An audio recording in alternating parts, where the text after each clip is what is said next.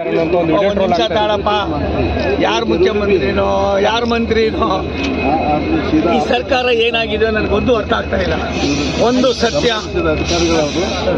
ಈ ಸರ್ಕಾರ ಕಿವಿಯೂ ಇಲ್ಲ, ಮೂಗು ಬಾಯಿಯೂ ಇಲ್ಲ, ಎಲ್ಲವೂ ಮುಗಿದೋಗಿದೆ. ಅಸ್ಥಿಪಂಜರ ಆಗಿ ಉಳಿದಿದೆ. ಅಸ್ಥಿಪಂಜರ ಯಾವತ್ತು ಸುಟ್ಟೈತದೋ ಗೊತ್ತಿಲ್ಲ. ಒಂದು, ನಾನು ಸಿದ್ದರಾಮಯ್ಯನವ್ರ ಜೊತೆ ಮಂತ್ರಿಯಾಗೂ ಕೆಲಸ ಮಾಡಿದ್ದೀನಿ, ಅವರು ಕೂಡ ನಮ್ಮ ಜೊತೆ ಮಂತ್ರಿಯಾಗಿ ಕೆಲಸ ಮಾಡಿದ್ದಾರೆ. ಅವರ 5 ವರ್ಷದ ಹಿಂದಿನ ಆಡಳಿತ ನೋಡಿದ್ದೀನಿ, ಇವತ್ತಿನ ಆಡಳಿತ ಇದು ನನಗೆ ಮಾನಸಿಕವಾಗಿ ಒಂದು ರೀತಿ ಇದೇನಾ ಅವರು ಸಿದ್ದರಾಮಯ್ಯನ ಆಡಳಿತ ಅನ್ನೋದಕ್ಕೆ. ಇದು ಯಾವುದೋ ಒಂದು ಹೇಳ್ತಿರ್ರಿ, ಯಾವ ಅಧಿಕಾರಿ ಬೆಲೆ ಇದೆ ಅಂತ ಇಟ್ಕೊಂಡಿದ್ರಿ, ಯಾವ ಜನರ ತಲೆಯಲ್ಲಿ ಇಟ್ಕೊಂಡ್ರೆ ಸರ್ಕಾರ ನಡೆಸ್ತಾವ್ರವರು. ಸರ್ಕಾರ ಇದೆಯಾ? ಸರ್ಕಾರ ಇದೆ ಅನ್ನೋದು ನೀವು ತಿಳ್ಕೊಬೇಕು. ನನಗಂತೂ ಸರ್ಕಾರ ಇಲ್ಲ. 3 ತಿಂಗಳು ತಡ್ಕೊಂಡ್ರೆ ನಾವೇನು ಹೇಳ್ಬೇಕಾಗಿಲ್ಲ, ಜನನೇ ಹೇಳ್ತಾವ್ರೆ.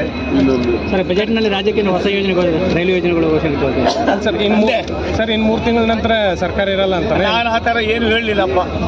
ನಾನು 3 ತಿಂಗಳು ನೋಡ್ರಪ್ಪ ಅಂದಿದ್ದೀನಿ.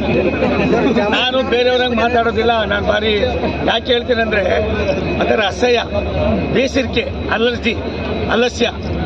ನಮ್ಮ ಆ ಸರ್ಕಾರವನ್ನು ನೋಡಿದ್ರು ಈ ಸರ್ಕಾರ ನೋಡಿದ್ರೆ ಮೋದಿಯವರ ಕಾರ್ಯವೈಖರಿ, ದೇಶದ ಬಗ್ಗೆ ಅವ್ರಿಗೆ ಇರ್ತಕ್ಕಂಥ ಒಂದು ಕನ್ಸರ್ನ್ 1% ಇಲ್ಲ. ಏನು ಮಾಡ್ತೀರ ಅವ್ರಿಗೆ?